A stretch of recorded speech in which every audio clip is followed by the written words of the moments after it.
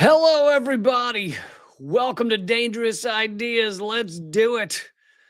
I got a big show for you. Later in the show, I will have a guest who is one of the people leading the charge for an investigation into Gonzalo Lira's death. We'll get more into that in a bit. I'm going to get into the tariff deal with the EU that Trump made, where the EU just fell to their knees and said, "Yes, Daddy, whatever you need from us." It's really pretty pathetic. We'll be talking about that. We'll also be covering the ongoing genocide in Gaza and how there are now even Israeli human rights organizations which have been very slow, but they're finally using the G word. They're finally willing to call this a genocide. Even Israeli human rights organizations, which is a crazy step to actually get to that point. All that's coming up right now. Click thumbs up, click share. Thank you for helping us fight the suppression. I do appreciate it. And I apologize. Wednesday, I had everything planned to come to bring an amazing show to you at 3 p.m. Eastern, per usual. An amazing government secrets. This week was going to be government secrets, and the entire internet in my area was down. There's nothing I could do about it, and I apologize for that. It was down for hours and hours and hours. And I've heard from many people that we're going to be seeing that more and more, thanks to 100-degree temperatures around the nation. These type of systemic collapses seem to be happening more. Anyway, thank you for being here. And Eleanor will be back on Fridays in 2 weeks. Sorry for all the system notes. There's a lot of system notes going on right now. But let's do it. Okay, so Trump just announced these tariffs on the EU and, tariff deal. Sorry, this was a big deal. They've announced a deal that he's made with the EU, and it is hilariously awful for the EU.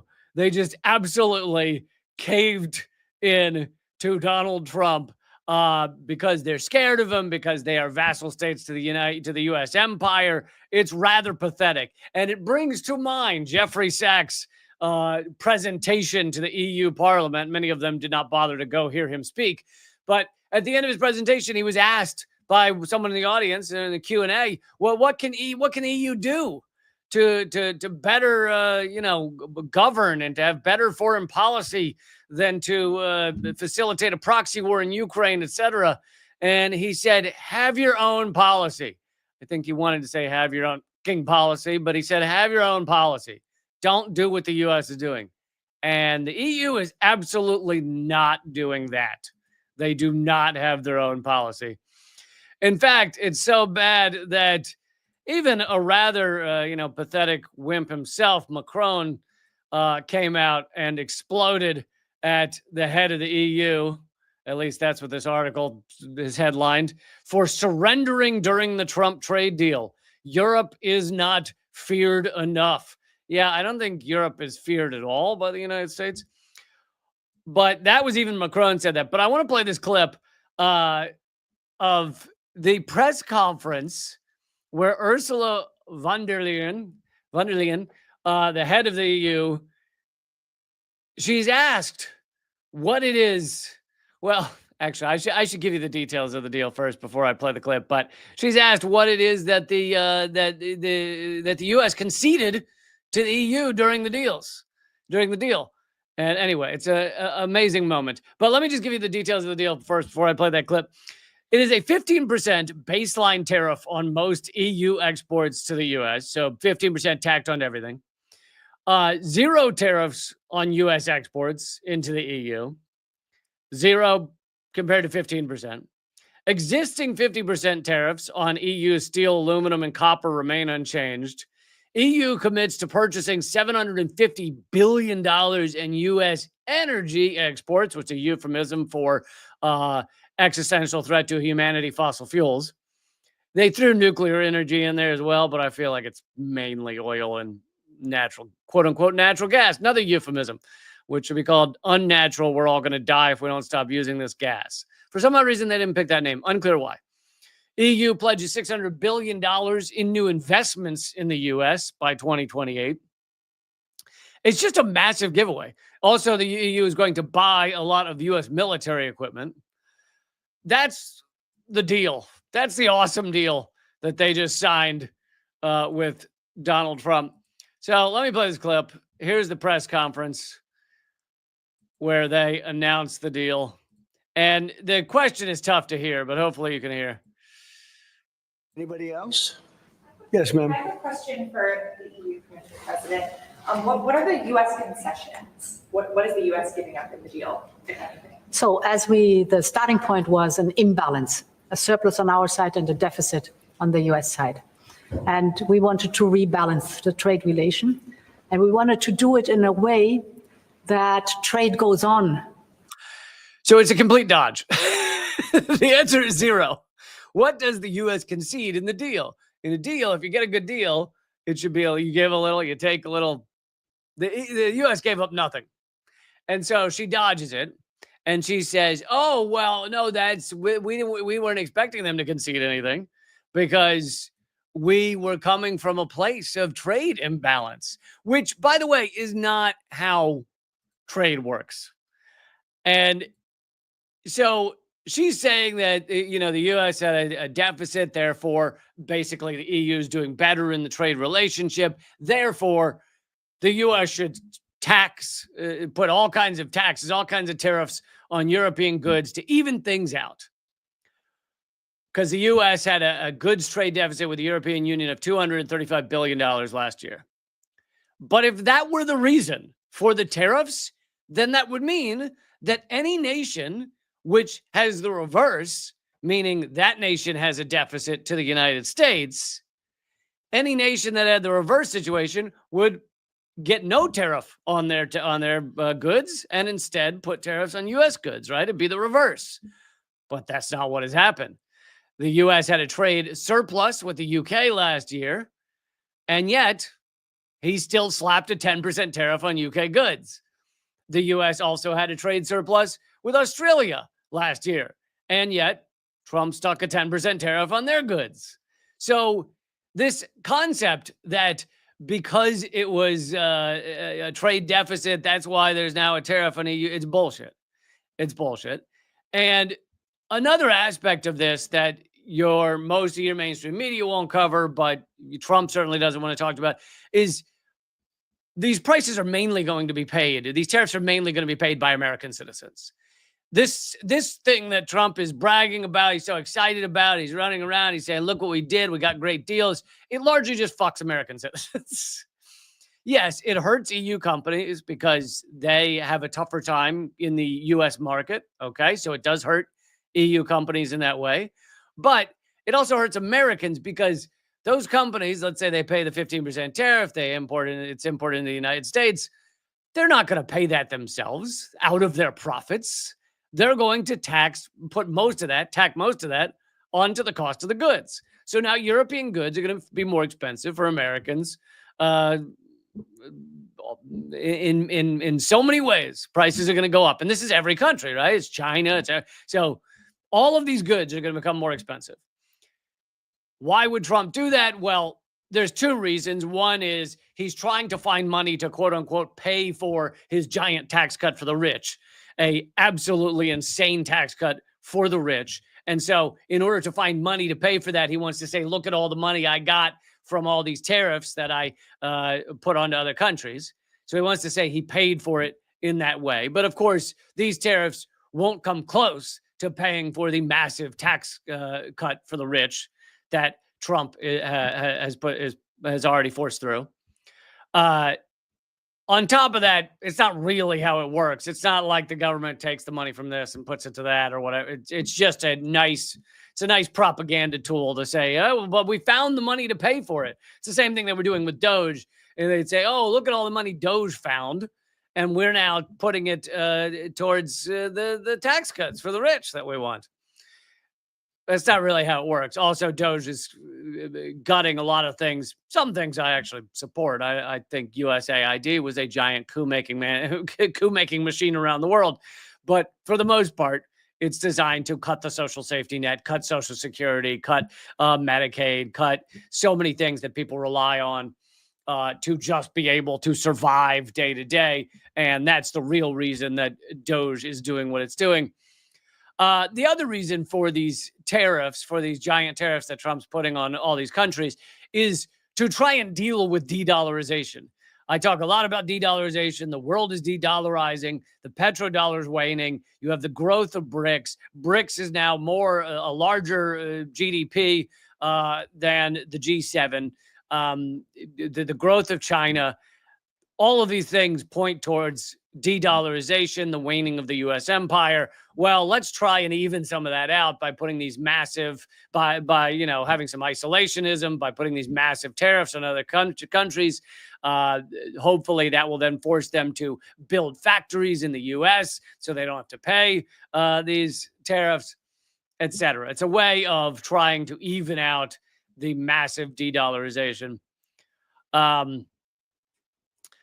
Anyway, the EU has been royally screwed in this so-called deal, and it's yet another step of the EU just being a vassal to the United States. We also should not forget to mention that part of the proxy war in Ukraine, part of the reason for the proxy war in Ukraine, was to force European nations, the EU, back into a vassal state situation behind the United States, and that part of it's largely worked. A lot of the goals of the proxy war have boomeranged, have been flung back in our face. Russia ran more into the arms of China rather than having the reverse impact.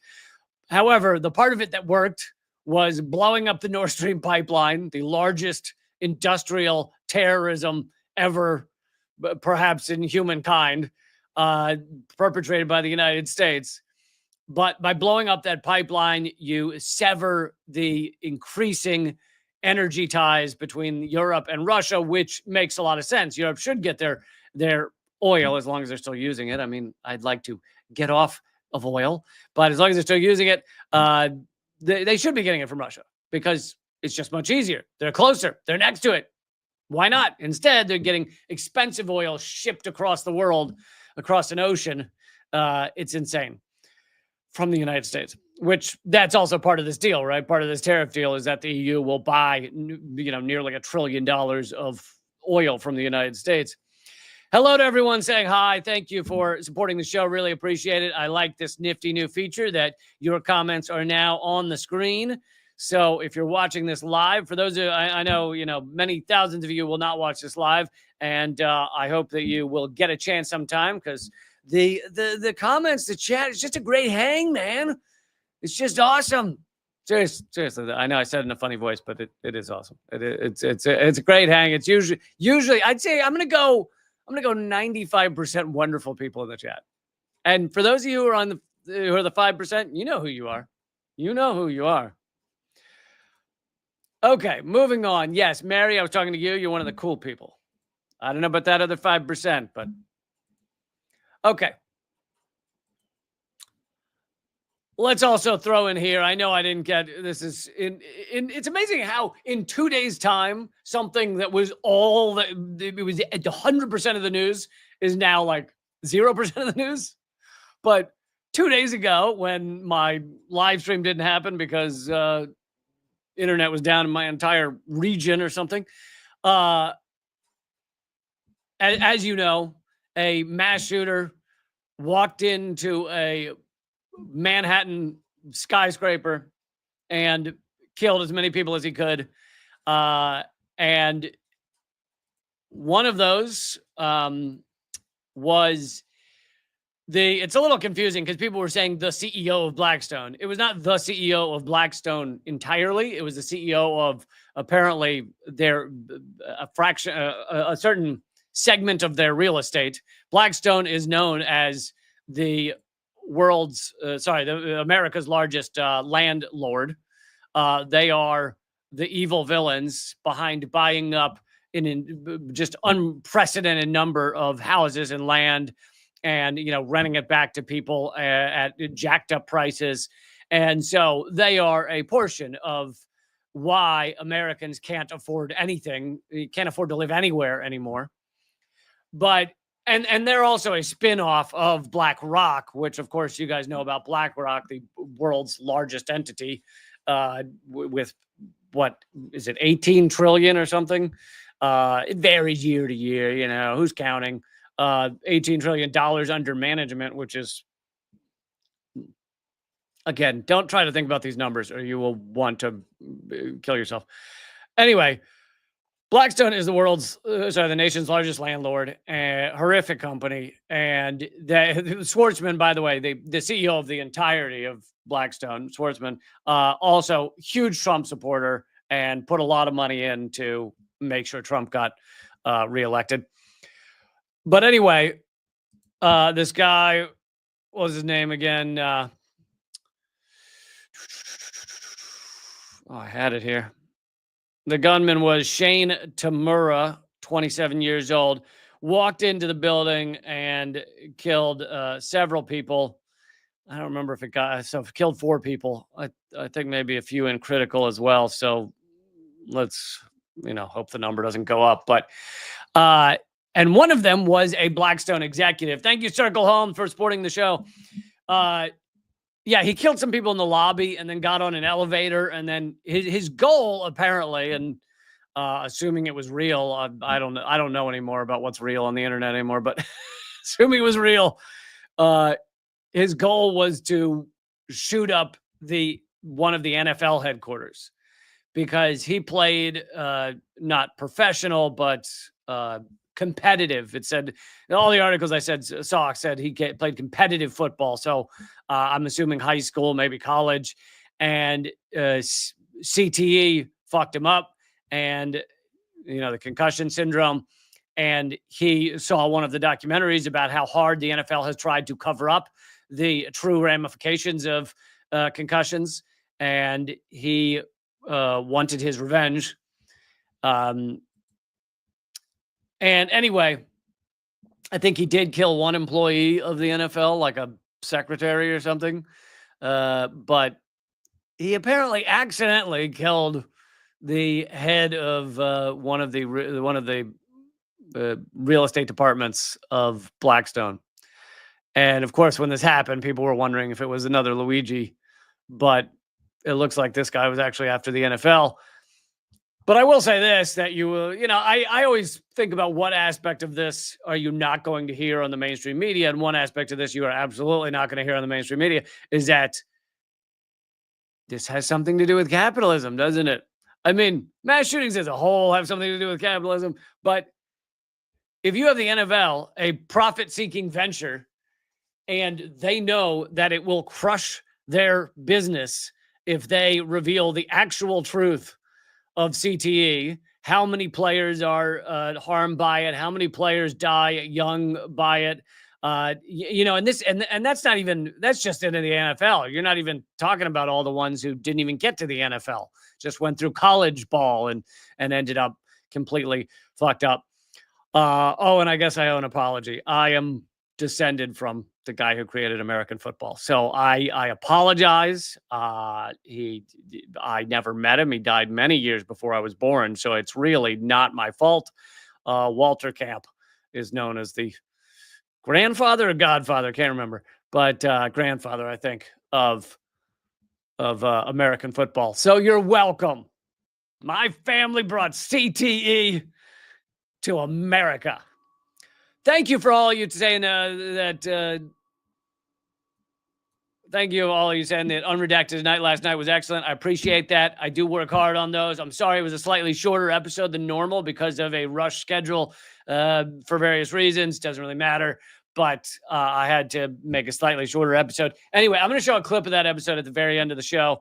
For those of you who haven't seen it, it was on Tucker Carlson covering the $21 trillion of unaccountable financial adjustments at the Pentagon. I both give Tucker credit where it's due and call him a fucking lunatic where that is due. I think you can have both. You can live in contradiction. He can be both things. Okay? So Unredacted Tonight is back. It's back on schedule every Thursday, 7 p.m. Eastern, and I hope you will check it out. And you can go to leecamp.com. You can go to unredactedtonight.com, which is just a little crappy website I created to just send you over to the YouTube. But you can also go to leecamp.com/unredacted. That'll take you to the whole playlist. Okay, got to move on because I'm running out of time. So even moving on to Gaza's genocide, the genocide in Gaza, which is honestly, I don't know how to process it anymore. I don't know how to think anymore. And this is not to make it about me. This is I feel like all of us as a world shouldn't be able to think right now. That this is going on. That this is going on fucking live streamed. And you just can't stop it. Nothing changes anything. It is so wildly infuriating. But anyway, I'm getting off of what I was going to say, which is even Israeli organizations that are human rights organizations in Israel. So they have to answer to Israel and the Israeli government. And Israel, by the way, will imprison you for reporting things that are opposed to Israel, as they did with one of the Gray Zone reporters that got grabbed up in Israel, and they put him in prison for a week or two before he got shipped back to the United States. And if he hadn't been a U.S. citizen, if he'd been a citizen of probably a less powerful country that wasn't facilitating Israel's genocide, they probably would still have him in prison. And in fact, reporting things that Israel doesn't want you to report on can apparently be a death penalty offense. So I don't know that they've ever done that, but still. Anyway, even these organizations, Israeli organizations, are now calling it a genocide. And this organization, B'Tselem. B'Tselem is a Israeli human rights. They cover Israeli human rights in the occupied territories, and they've waited this long to call it a genocide because they are Israelis. They are, and 82% of Israelis believe that the ethnic cleansing should be completed, and so they are Israelis. So they've waited this long, but even they, and yes, it's too long. I'm not denying that, but even they are caving and saying, you know what? It's a fucking genocide, which is, it's again, a new level. And I know how many new levels can you have as this goes on. But anyway, this is their website. It just says our genocide in giant letters. Since October 2023, Israel has shifted its policy towards Palestinians. Its military onslaught on Gaza, underway for more than 21 months, has included mass killing, both directly and through creating unlivable conditions, serious bodily or mental harm to an entire population, decimation of basic infrastructure throughout the Strip, and forcible displacement on a huge scale, with ethnic cleansing added to the list of official war objectives. This is compounded by mass arrests and abuse of Palestinians in Israeli prisons, which have effectively become torture camps and tearing apart the social fabric of Gaza, including the destruction of Palestinian educational and cultural institutions. The campaign is also an assault on Palestinian identity itself through the deliberate destruction of refugee camps and attempts to undermine the UN Relief and Works Agency. An examination of Israel's policy in the Gaza Strip and its horrific outcomes, together with statements by senior Israeli politicians and military commanders and the goals of the attack, leads to the unequivocal conclusion that Israel is taking coordinated, deliberate action to destroy Palestinian society in the Gaza Strip. In other words, Israel is committing genocide against the Palestinians in the Gaza Strip. The term genocide refers to a socio-historical and political phenomenon involving acts committed with intent to destroy, in whole or in part, a national, ethnic, racial, or religious group, both morally and legally. Genocide cannot be justified under any circumstances, including as an act of self-defense.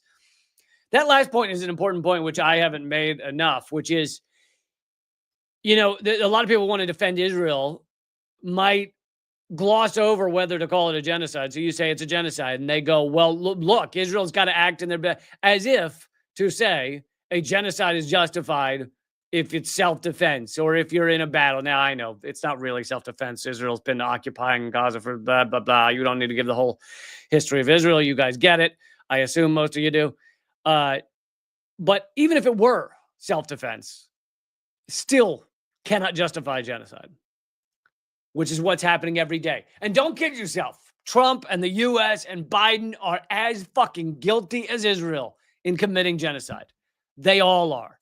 And our media, for ignoring it 99% of the time. I mean, thankfully, there's been a little coverage of the starvation that's been ongoing, but that coverage has only begun recently. They ignored the starvation until like a week ago, and now you'll see a little bit of coverage about it. But here's another Israeli organization. This is Physicians for Israel Physicians for Human Rights. And they put out a report that documents the Israeli assault for what it is, a deliberate, cumulative, and ongoing dismantling of Gaza's healthcare system and of the population's ability to survive, meaning it is genocide. Each day, dozens die of malnutrition. 92% of infants aged 6 months to 2 years don't get enough to eat. At least 85 children have already starved to death. This is a few days old, or maybe even more than that. But Israel has displaced 9 in 10 Gazans, destroyed or damaged 92% of homes, and left over 500,000 children without schools or stability. It has wiped out essential health services, including dialysis, maternal care, cancer treatment, and diabetes management. This is not a temporary crisis. It is a strategy to eliminate the conditions needed for life. Even if Israel stops the offensive today, the destruction it has inflicted guarantees that preventable deaths from starvation, infection, and chronic illness will continue for years. This is not collateral damage. This is not a side effect of war. It is a systematic creation of unlivable conditions. It is the denial of survivability. It is genocide. And, just yet again to circle back and say it, Israel can't deny it anymore. People who want to defend this can't deny it anymore. Even the organizations that worked very hard to either ignore it or to act like it wasn't quite as bad or to act like they were defending themselves, even these organizations are caving and saying that it is genocide.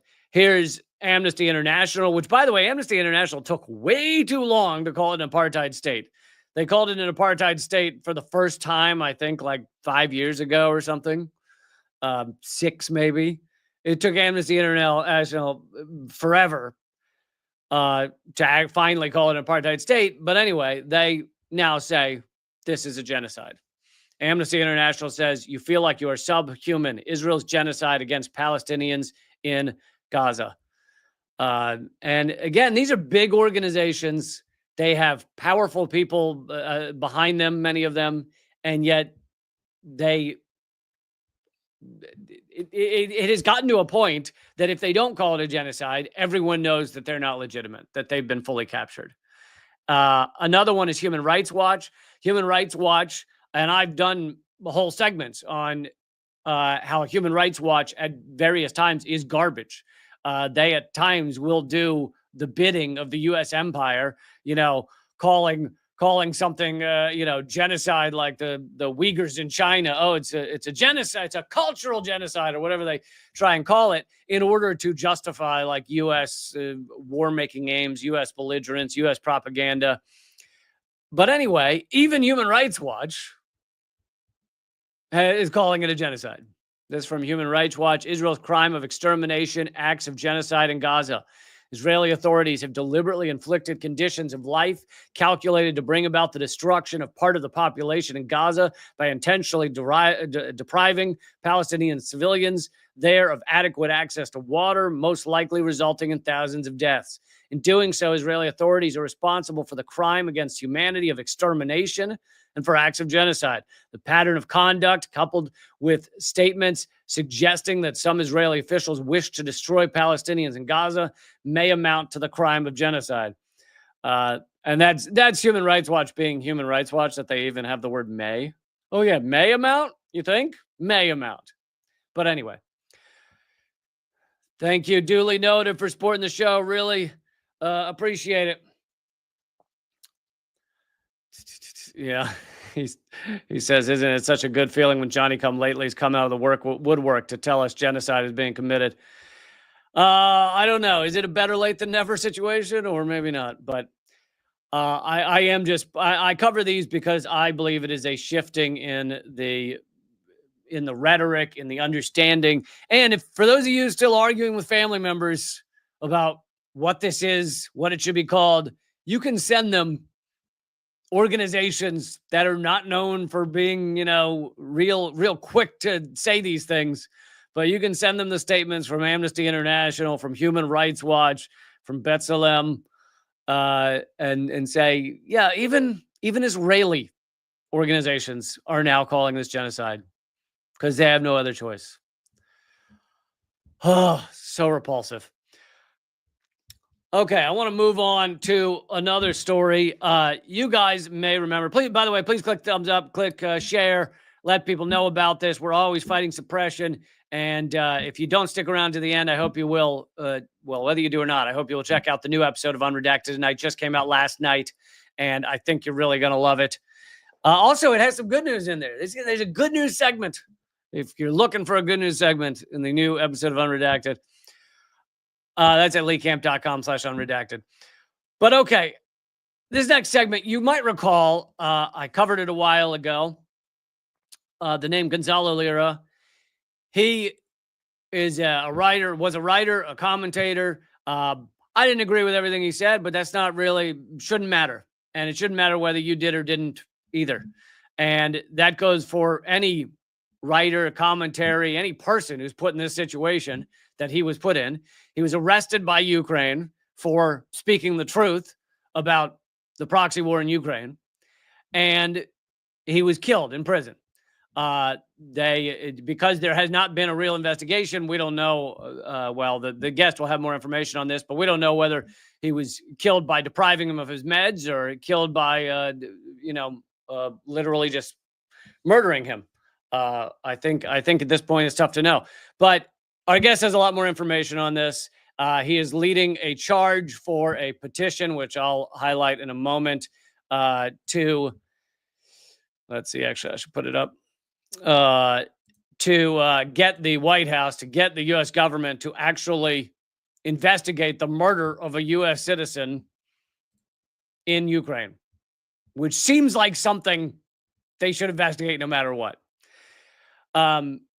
But yeah, this is an important story, and so that's why I absolutely wanted to cover it.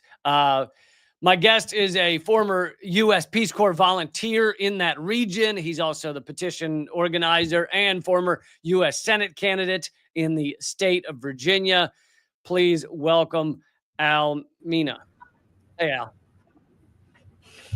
Hi, Lee. How are you? Thanks for having me. Yeah, thanks for being on. You know a lot more about this topic than I do, and I wanted to get all of the details from you. I guess let's start with a little bit of your background and how you got connected to this, but then also I think you need to give a little bit of the story of Gonzalo Lira because, even though I covered it, I know that story definitely slipped through the cracks for a lot of people. Right. So my background was in emerging and frontier markets of Central and Eastern Europe. I first landed in that region as a former U.S. Peace Corps volunteer under the U.S. mission in Bucharest, Romania, embassy mission. And a lot of what I was doing was pretty much in capacity building and economic development, not up until when I found out about Mr. Lira's overall case. That was, after my tour had ended. Back in 2022, he had been arrested at gunpoint, basically, at his apartment and was charged. And he'd been living in Ukraine for a little while. Like did he have dual citizenship or something? But he'd lived there for a while. Yeah, he was married at some point with a Ukrainian lady, and they've had 2 infant children that are half American and half Ukrainian, obviously. And so he had been there for several years. But as what you had mentioned, he was a former journalist and a YouTuber as well. I didn't really follow his content up until I heard about his arrest, basically back in 2022. He wasn't the most admired person, I guess, in some circles and communities. Yeah, I mean, I think Quite I think his stuff before he was covering Ukraine was more right wing, which is not the stuff that I do. But to me, it doesn't matter. It's like you have someone who's arrested for speaking whatever they're saying, and Exactly. then murdered in prison. So Yeah, so it's a pretty, interesting case. It definitely has tons of question marks surrounding it because if you, and it doesn't matter what your citizenship is, right? If you're a national of a certain country, your country would want to, kind of want to learn about your overall, issue if you're in distress in a foreign country because you're not from that country, you don't speak the local language, you don't operate as a local in that country, then I would imagine your country would want to investigate your, what's causing your distress. But that didn't happen for, Gonzalo. Unfortunately, he got on his YouTube channel and requested, assistance from the public, basically, and tried to get somebody to advocate for him, and no one did that in his behalf.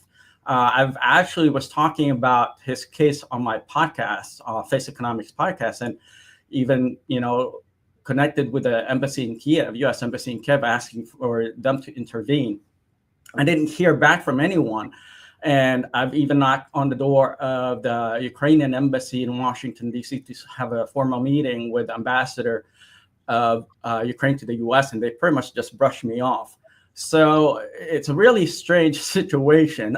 You would think that, people would want to advocate for Gonzalo, given that he was basically just reporting off of what was being talked about in the local news in Ukraine as well as overseas. So he wasn't creating content per se that he, just came out of, his own.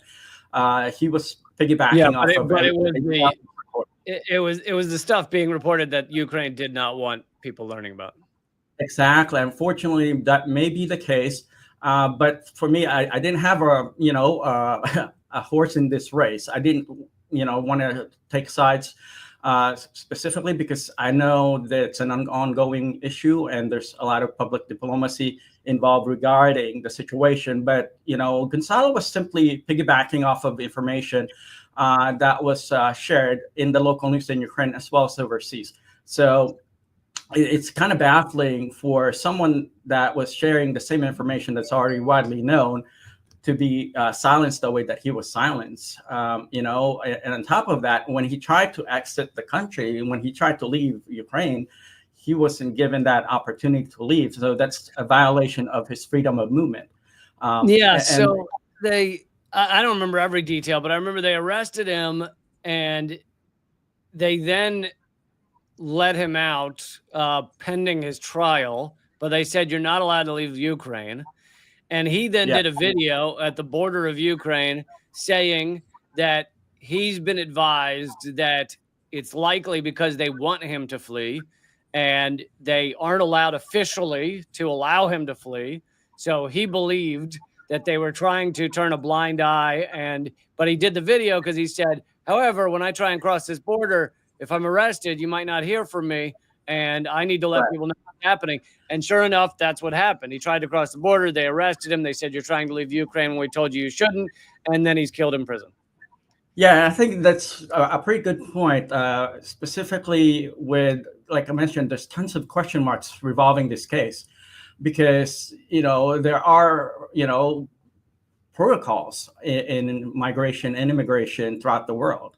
And so for these kinds of stuff to be happening without U.S. intervention at that time, during the Biden-Harris administration, without the direct intervention from the U.S. government was pretty strange, in my opinion. It's not a unique situation. Everywhere in the world, if a foreign citizen is in a country, then there's, immigration protocols that they have to abide by. To support the human rights of that citizen of a foreign country. And that didn't happen for Gonzalo, unfortunately. And tons of things that is really very strange took place, and that's why I started a petition to compel the Trump administration to conduct a formal investigation on the death and torture, as you know what Gonzalo had mentioned in his YouTube video. He's been tortured and extorted, so that we can actually bring some sort of closure for his family and friends and even supporters, because I mean, he is a human being, regardless of what you think of him, background wise or whatever he talks about on his, podcast and YouTube channel. That's irrelevant. He's a human being, and we all should support his right as a human being, as an individual that is in a foreign country. If you're in a foreign country, I don't care what your nationality is. If you're in a foreign country, you still have a right to be, protected in that country, regardless of your citizenship. Yeah, and he wasn't afforded that. And the United States generally will work fairly hard to protect their citizens, but because they wanted this proxy war to go ahead and they are siding with Ukraine, they basically didn't care what Ukraine did. I mean, they didn't want Gonzalo Lira reporting from Ukraine either. So it kind of serves a purpose for them to get him out of the way, which is repulsive. But these are sociopaths running our government back during the Biden administration and now. And anyway, change.org is where the petition is, and I went ahead and put it in the chat as well. But for those of you listening to the podcast, you could probably just go to change.org and search for Lira's name, and I'm sure it would come up. Right. So I think you point out a very, interesting point regarding what you had mentioned, the proxy war and the overall nefarious issues surrounding this, conflict between Russia and Ukraine, because basically Gonzalo was trying to de-escalate the war conflict. He's trying to save as many lives as possible. His wife's Ukrainian, both of his children is half Ukrainian. So he didn't have any reason to take sides. He wants to preserve peace and bring both parties into a diplomatic, amicable solution between the two countries. But that didn't take place because of what you had mentioned. The Biden-Harris administration obviously had an alternative motive, and they wanted to, I guess, escalate the situation at one point or the other. I don't know what the overall, reason for that is, but here we are. Thousands of lives lost, and hundreds of billions of dollars worth of U.S. taxpayers basically contributed to a war that could have been prevented. When I was running for the U.S. Senate back in 2020, I actually tried to talk about these kinds of possible escalation when I was stumping and trying to connect with the national news organizations like CNN, MSNBC, and Fox News, and none of them would want to cover my hypothesis, basically, that a war conflict could escalate between Ukraine and war after the pandemic. And so here we are, 3 years later, and there's still an ongoing war between Ukraine and Russia that could have been prevented had they listened to organizations and commenters like you yourself. I commend you tremendously for your, you have the backbone and the resolve to be a problem solver in this world. Unfortunately, people like you, people like us have been silenced, and we've been, basically bamboozled of our voice. They tried to take our voice because they know what we represent is much bigger than who we are. And I commend you, and I commend your audience for following you, because you're trying to expose things that could have saved so many people, and so many, anguish around the world.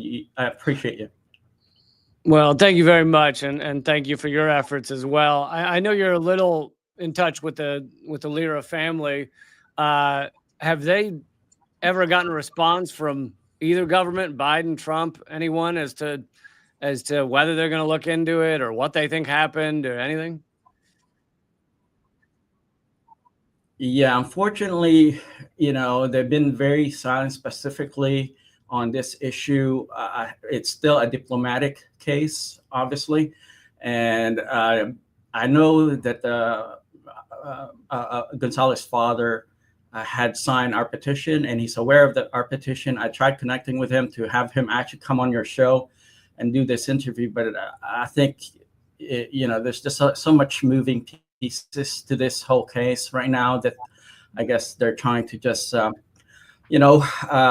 with their grief at this point and just leave the advocacy with his supporters and with guys like you. I'm pretty sure they appreciate you for wanting to continue on to basically seek justice for their son and father and husband. And I think that's what this whole petition stands for. We're basically just wanting to bring closure and peace to a family that never got to say goodbye to their loved one. Imagine your son or father or friend being returned to you in an urn, in an ash, that you never know what happened to that person, to your relative, family member. Imagine the kind of suffering that you must have to deal with when you see your son on YouTube, you see your son, your husband and your father on a social media platform trying to save their lives. Imagine that kind of suffering that a family member would have to deal with, seeing your loved one asking for help from the world, basically, and never got it. And then all of a sudden, a couple of weeks later, you get the ash of your loved one sent to you. You have no idea what happened to their body. Yeah. And for journalism, for the crime of journalism. Exactly. And that's why, I want to give kudos to you, because you have, the backbone to share information that the national news media around the world doesn't want to endorse and influence the world with. Well, thank you. I certainly have not been anywhere near the front lines like Lira was. So obviously what he was doing was quite brave in many ways. So hopefully people will go and sign this petition. Is there anything else you want to tell people about this effort? Yes. I'd like for everyone to just reflect on what we're trying to accomplish. This isn't even political. This is just, us being decent human beings, being someone that actually, would at least reflect on the story as a human being. Just, share our petition, share our story with your friends and family, reflect on it. If you don't feel like signing, don't sign it, but just reflect on what happened to Gonzalo. Okay. I mean, he tried to de-escalate a conflict that could have saved millions of lives. Okay. That's what he tried to do with his life. Basically, he gave his life for that cause. And if you're a decent person, if you're a decent human being, I would at least try to, honor that kind of, commitment if I were you, So please share our petition, reflect on it. If you have a message for the family, the Lira family, just, send your thoughts and prayers to them. Just be a decent person, be a human being that is worth, being able to walk this planet as a human being, make this world a better place. And so unfortunately, there's only very few people that are willing to make this world a better place. And Gonzalo tried to do that. And, and Lee, I appreciate you also, trying to help us connect the dots. I've been silenced many times, even my campaign, I've been silenced many times. So I know what it's like. And are you gonna campaign again? Are you gonna run again? You know what? The local news in my city didn't even want to talk to me because of what I was trying to share with them, like this case with Gonzalo Lira. I don't know. I may not be the most popular candidate, but I will continue to support decency. I will continue to support, Well, democracy they around. don't really want to. The media doesn't want to talk to anyone that doesn't have loads of money, because they don't. They figure that means you're not a serious candidate because you don't have millions of dollars. So. Well, yeah, I did go against someone that had several millions in their campaign war chest. But you know what? I don't really care for individuals that have millions. I care about people that are trying to make this world a better place, like you, Lee. I know you've been censored many times. I know your story, and you never gave up, and you tried to support, people that have been, basically outcasts, singled out, and you keep on keeping on behalf of what you believe in, and supporting causes like what we're doing. That says a lot about who you are as a human being. And I think eventually you're going to be bigger than anyone else that are now racking up millions of dollars. I really believe that, man. I really do, because you have the guts, you got the balls, to make a difference. There's not a whole lot of people that is willing to do that. Well, thank you, man. That's very kind of you, and thank you for your efforts to get some justice and some information on what happened to Gonzalo. So thank you for your efforts. Everybody that's at change.org, I put the link in the comments, but you could also go to change.org and do a search for Gonzalo Lira. Thanks again, Al. I appreciate it.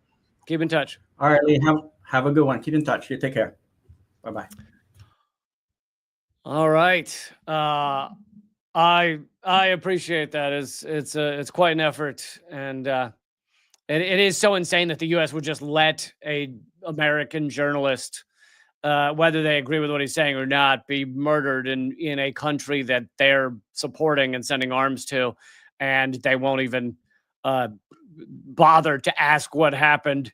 I mean, I guess it shouldn't be that surprising, considering this is the same country that essentially tried to murder Julian Assange by, torturing him in prison for 10 to 12 years. And I think they were hoping that he would just die in prison. And then they kind of ended up with their hand forced to ultimately free him. But I think they very much were hoping that Julian Assange would die in prison. So that's definitely one of the wins from last year.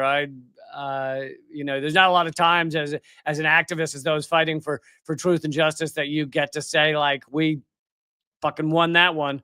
But that was definitely one last year, because, there was about a 99% chance that Assange was not going to get out. And the only reason that was not 100% was because of the efforts by you guys and so many others to keep that story in the news and to keep it as something that the administration could not just ignore and could not pretend that they didn't know what was going on. So anyway. All right. I'm going to wrap up here in a minute, but I did want to show a little bit of the latest episode of Unredacted tonight. It just came out last night. I'm going to play a few minutes, and I'll come back after I play the few minutes. But yeah, new episode every Thursday. We're also now at Means TV. If you've heard of Means TV, it's a rad worker-owned. I think it's the only worker-owned American streaming service, maybe, that exists.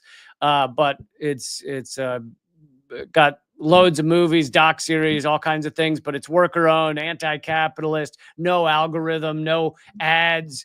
None of that stuff. And they're willing to have me on there. So you see, that means something. And you can go to means.tv and you can get a free trial and 20% off by using promo code Lee. If you use promo code Lee, you get 20% off at means.tv. But all of that aside, here is, we'll play a couple of minutes of the new episode of Unredacted tonight.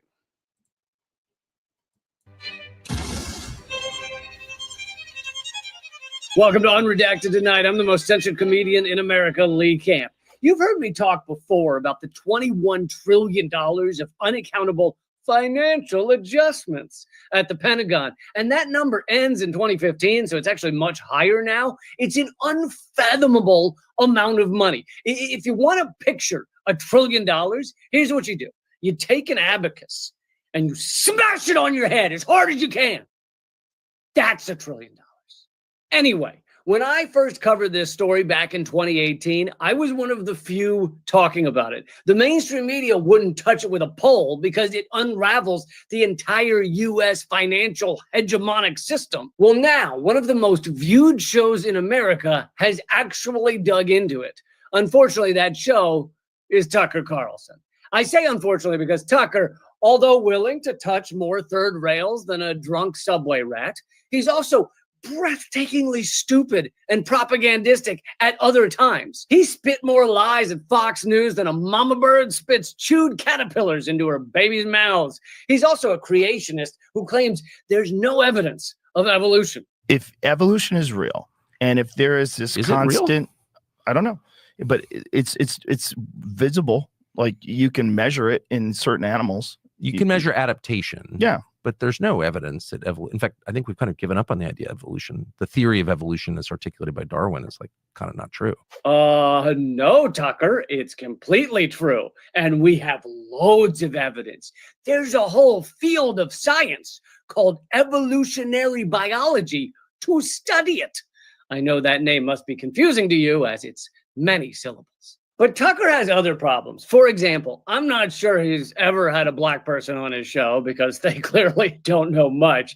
And he worked harder than anyone to manufacture consent for wars that killed millions just a few years ago. Sure, now he says, shucks, I was wrong, and now I don't like wars. That's better than sticking with it, but you know what would have been better than both those things? Not being soaked in blood for a decade. Or maybe it was 2 decades. Who's counting?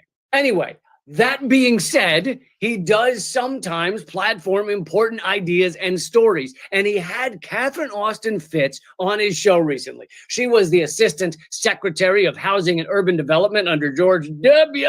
Bush, but she later helped reveal the $21 trillion of unaccountable financial adjustments at the Pentagon and Housing and Urban Development. I've continued to cover this story over the years, and now it includes 7 failed audits where the Pentagon announces.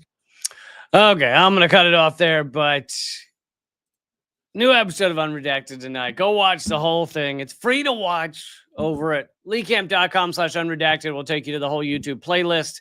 You can also just look it up on YouTube. But thank you guys so much for being here. And I'm back to my normal schedule, assuming the internet doesn't shit the bed in the entire region again. So I'll be back Monday, 3 p.m. Eastern, noon Pacific. I hope you'll share this, let people know. Also, join the Locals community if you get a chance, leecamp.net. Love you guys at Locals. You make this show possible. And I think that's going to be it for now. Keep fighting for a better world. We can do it. We can do it. We can do it.